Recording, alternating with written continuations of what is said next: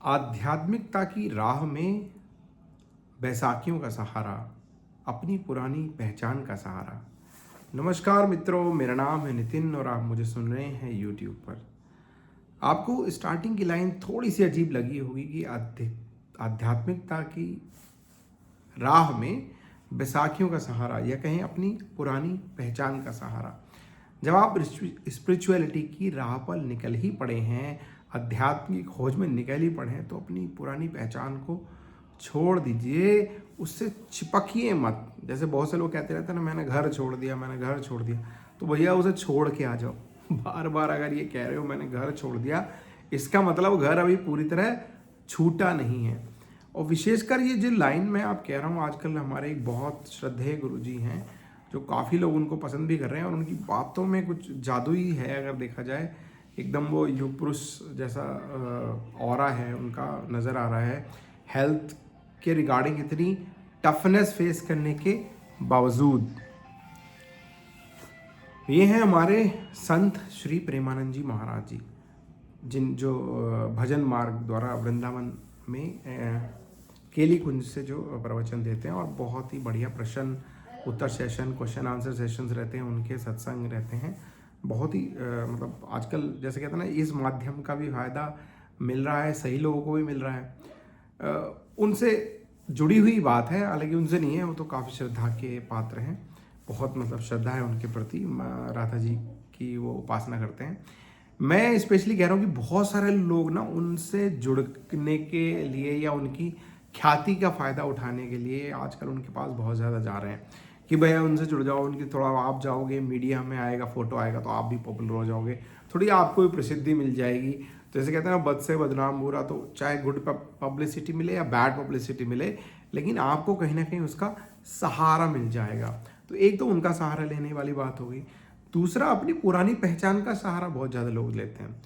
तो वहाँ जैसे जब कोई प्रश्न करने आएगा तो कि मैं फला कर्नल साहब ये बोल रहा हूँ, ब्रिगेडियर ये बोल रहा हूँ, या मैं मेजर या डीएसपी या डीजीपी हूँ, या इसके आईएएस लेवल पे हूँ, या ये वाला मंत्री हूँ।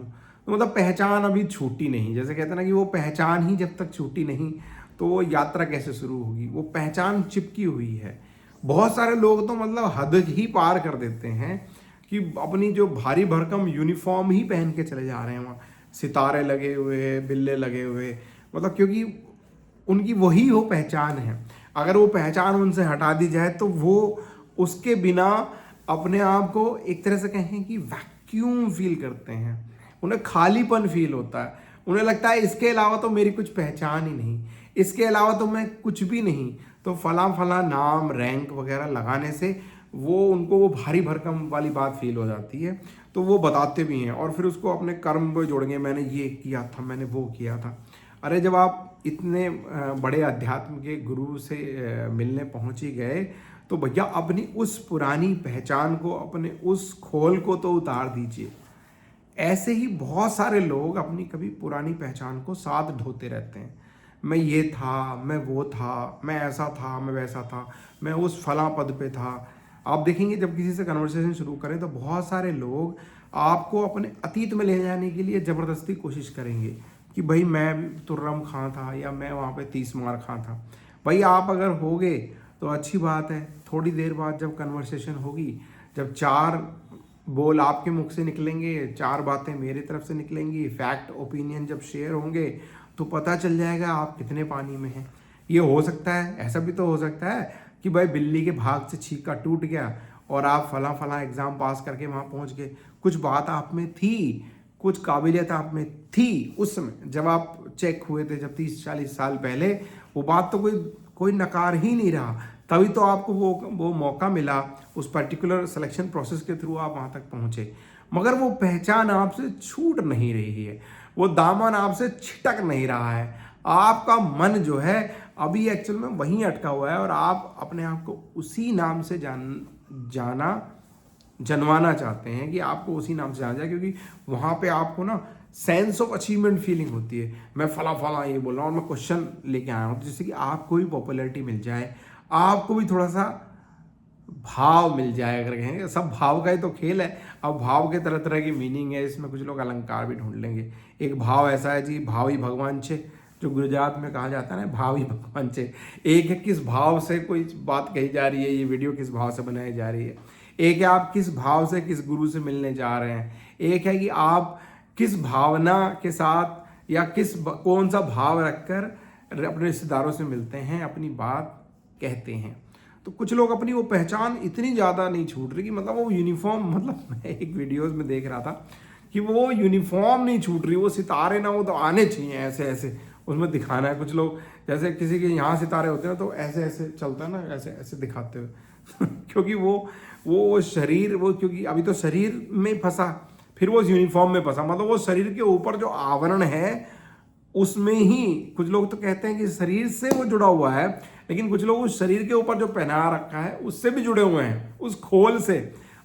अंदर के लेवल की तो बहुत बाद की बात आएगी, पहले तो वो शरीर पे जो धारण कर रखा है उससे अपनी पहचान बना रहा है, सिर्फ शरीर से नहीं। मतलब बड़े गजब की बात है कि आप इस तरह का, कुछ लोग इस तरह का सहारा लेने की कोशिश कर रहे हैं और some kind of popularity gain करने की कोशिश करते हैं। इससे मुझे एक बात याद आती है, कुछ सालों पहले, बल्कि शायद 15-20 साल पुरानी बात हो गई। ये एक पाकिस्तान के बहुत बड़े जनरल साहब थे, वो आप नाम में कमेंट बॉक्स में लिखिए कौन थे, मतलब उनसे वो अपनी पहचान छूट ही नहीं रही थी। वो तो कहते ही थे कि वो यूनिफॉर्म जो है उनकी सेकंड स्किन है, इसीलिए वो बार बार डरते रहते थे कि भैया अगर ये उतर गई तो मुझे लोग तो छोड़ेंगे नहीं। अगर आप उनको पहचान गए तो आप कमेंट बॉक्स में ज़रूर लिखिए कि मैं किस जनरल की बात कर रहा हूँ, स्पेशली पाकिस्तान के थे वो।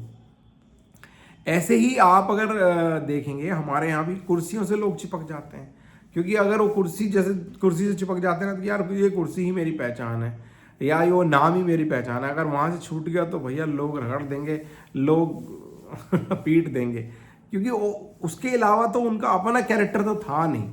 अपन किसी तरह से वहाँ तक पहुँचे, फिर वो ही उनकी पहचान बन गई। वो कुर्सी, वो पावर, वो नशा, वो ताकत, उसी से ही वो अपनी पहचान बनाने लगे। तो आप क्या अपनी ज़िंदगी में किसी तरह की ऐसी बैसाखियों का सहारा तो नहीं ले रहे? ये एजुकेशन से रिलेटेड हो सकता है कि मैं फलाऊँ मैंने ये पढ़ाई की है, ठीक है, वो पढ़ाई की है, डिग्री आई, लेकिन एक्चुअल में उसका इम्प्लीमेंटेशन कितना कर पा रहे हो? अगर उसका इम्प्लीमेंटेशन कर रहे हो, बहुत बढ़िया, वंडरफुल, जैसे कहते सोने पे सुहागा, बहुत बढ़िया, तालियां, भाई क्या कहने। लेकिन अगर अब वो सिर्फ ज्ञान बोझ बन गया है और वो आपने बस डिग्रियां इकट्ठी कर ली हैं जिसका आप कोई सकारात्मक प्रयोग नहीं कर सके, तो ऐसे ही हो गया जैसे घर में आपके बहुत सारा सामान ऐसा पड़ा रहता है जिसका एक्चुअल में कोई यूज़ नहीं होता, और बहुत दिनों बाद या सालों बाद आप उसकी तरफ ऐसे इस तरह से देखते हैं, यार ये ज़रूरत थी क्या इसकी ज़रूरत थी क्या। तो बड़ी मज़ेदार बात है ये, बहुत सारे ऐसे ज्ञान लिए बैठे हैं एजुकेशन में, ऐसे ही बहुत सारी पदवी, ऐसे ही बहुत सारे सिंबल ले रखे हैं आपने, संकेत ऐसे ऐसे ले रखे हैं कि मैं फला गांव का हूँ, फला हूँ, या इस कास्ट से बिलोंग कर रहा हूँ। तो लेकिन मतलब वो सहारा ले रहे हो आप, somewhere you are getting the back, कि वो ना हो तो आप कुछ नहीं है, उसके बिना आप कुछ नहीं है। इस जन्म में आपको लगता है कि यार अगर वो नहीं, वो आपसे हटा ली जाए तो आप क्या हैं?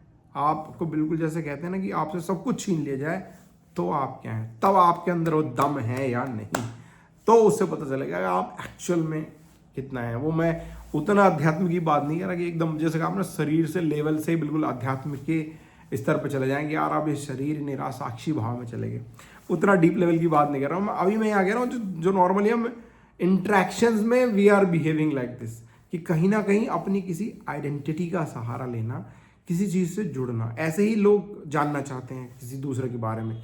जैसे मान लो मैं वीडियो बना रहा हूँ तो कुछ लोग बोलेंगे सर आप कौन से डिपार्टमेंट में रहे, सर आप क्या हैं, सर आपने क्या पढ़ाई की है, सर आप अपने बारे में बताइए। ऐसे बहुत सारे इन्फ्लुएंसर भी होंगे या कुछ ऐसे होंगे जो गाइड करते होंगे, तो आप एक्चुअली उसके बारे में जानना चाहते हैं कि यार तुमने क्या किया, तुम बता दो। अरे भाई उसकी जर्नी अलग है, मेरी जर्नी अलग है, और आपकी जर्नी अलग है।